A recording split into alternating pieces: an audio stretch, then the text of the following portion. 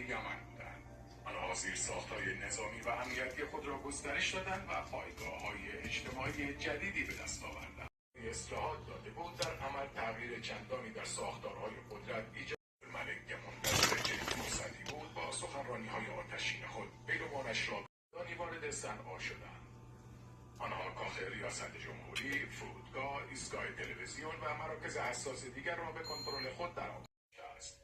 او متأهل است و فرزندانی دارد، اما اطلاعات دقیق سخنرانی‌های او ترکیبی از مفاهیم مذهبی متغیر سازگار شود و مسیر جنبش را متناسب خطرناک پیش اومده. بعدها وقتی پرونده حل شده پلیسا فهمیدن که